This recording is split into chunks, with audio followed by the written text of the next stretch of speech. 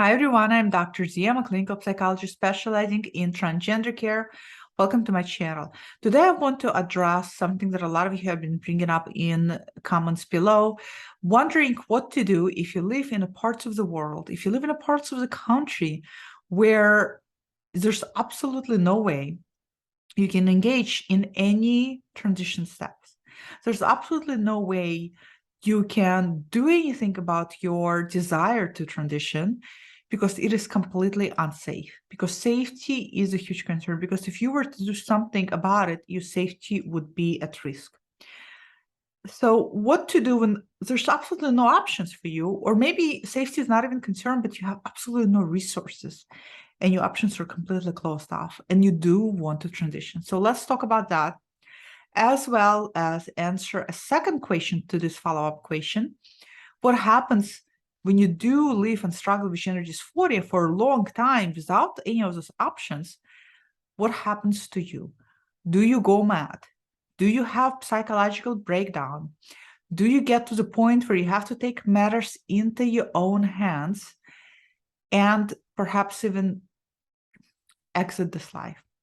Now, let's start with the second question, because we know that there's a lot of you who watching who have been living with dysphoria and do already live in parts of the world where there's nothing you can do about it or it's not safe. We also know that people have been living with dysphoria, oh my God, for generations and just taking their dysphoria all the way to the end. And we also know that some people were not able to sustain the pain and agony and despair and dread of dysphoria and did unfortunately took their own life. We know this because we know that there's a lot of statistics out there for individuals taking their own life because they just could not endure dysphoria anymore. We know that the suicidal rates are out there. We know that they do exist. So this is a very important question. If you are aware to struggle with dysphoria, is it possible that it would become so unbearable for you? The answer to that is, I don't know. I don't know because it depends. What is your coping mechanisms? What are your defenses? How strong of a personality you are? What is your support system around you? You're surrounded by a good support system, even if you're not out.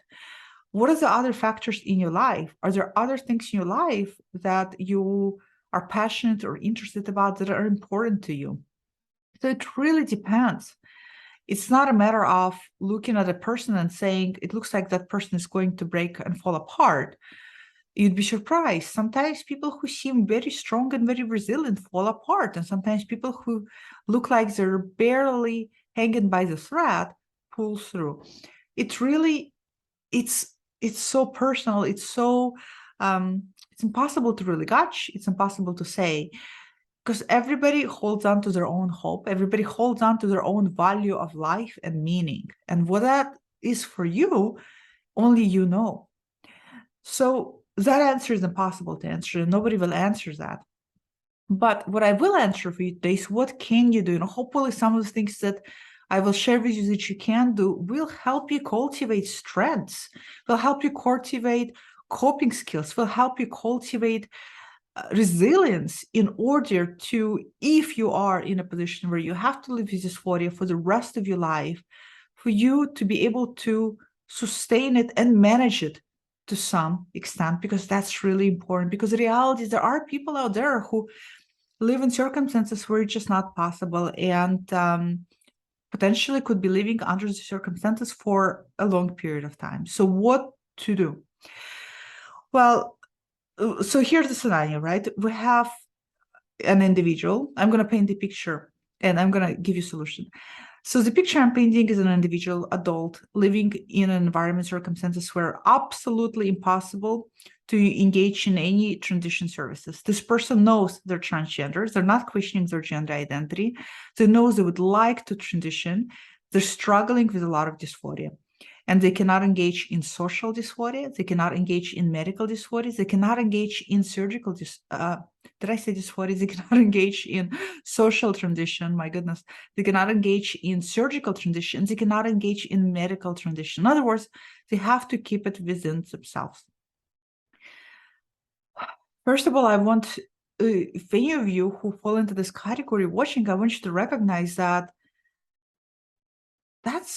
you're in difficult circumstances. That's difficult. So can we take a moment and be kind to ourselves and to acknowledge that you're already doing the best that you can. You're already doing the best that you absolutely can given those circumstances. The first thing that I would really recommend to do is to accept. I know that acceptance is hard. I have a video on acceptance. To accept that these are your circumstances. And accepting that this is what you have to work with. Sometimes acceptance can be very powerful because if we accept where we're at, then we can be sometimes even more compassionate and kind to ourselves. So acceptance will be very paramount. Then I know that in these circumstances, these individuals are unable to even perhaps even privately feminize and masculinize. But if you can privately engage in some form of expressing that part of yourself outwardly, I encourage you to do that. If you can privately engage in anything that gets you closer to feeling who you are, anything gets you closer to connecting to who you are, and doing that safely, I encourage you to do that. I also think it would be a really good idea to reframe and to start thinking about yourself as more than a body, more than a container that carries us throughout our lives. Inside this container that we as humans call as body, there's also a soul, a spirit, whatever you want to call it, but there is you. You exist in this body. And it's important to start looking at yourself and at your tradition as more of a spiritual quest versus the one that is hyper focused on outer, modifying the outer, being seen from the outer. What do I mean by that?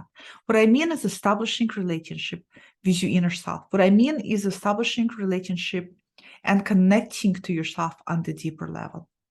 I know that it's easier said than it's done, but there's a lot of things in life sometimes we as people cannot make happen. We as people cannot really birth.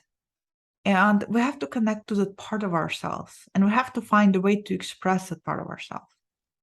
So for those of you who are in the situation, how can you, in some ways, find ways to express your authenticity, your gender, somehow on internal plane?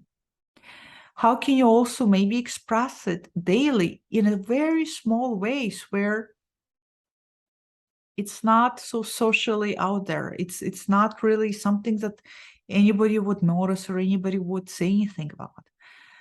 Maybe something as small sometimes in certain countries and spaces as if you're assigned male at birth, maybe it's something as small as simple as you find that your inner self is more emotive, is more feeling tuned, is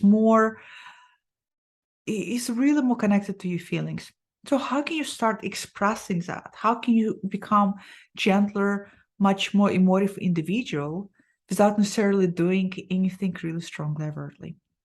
Those are going to be my suggestion. There's not much, unfortunately, that people can do in the sense of we're so focused on transition as something that's really tangible, something that's really concrete, social, medical, surgical. Those are all concrete expressions. So they're all concrete steps we take to express and modify ourselves.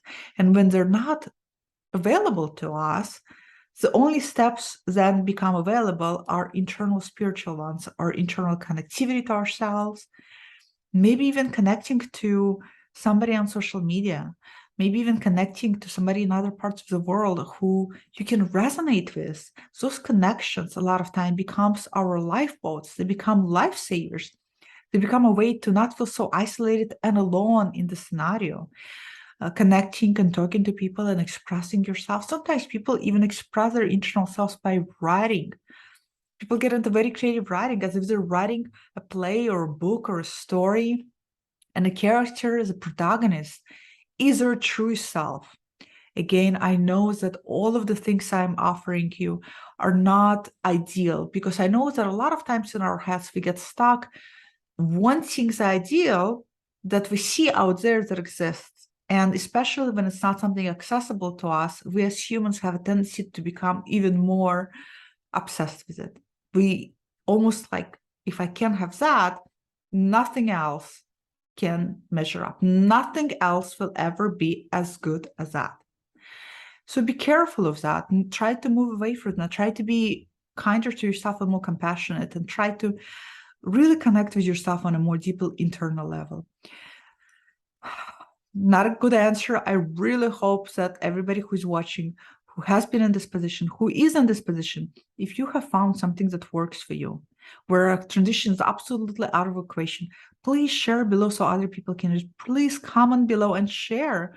What are you doing? What steps do you take? And what helps you navigate your authenticity, navigate who you are, navigate your relationship to your gender without having accessibility to all of those steps? So share below, comment. Let's expand the resources, expand things that people can resonate with, and hopefully that would be helpful. So comment below, let me know. I'll read all of your comments. You know that I love reading all of your comments, and I'll see you all next time. Bye.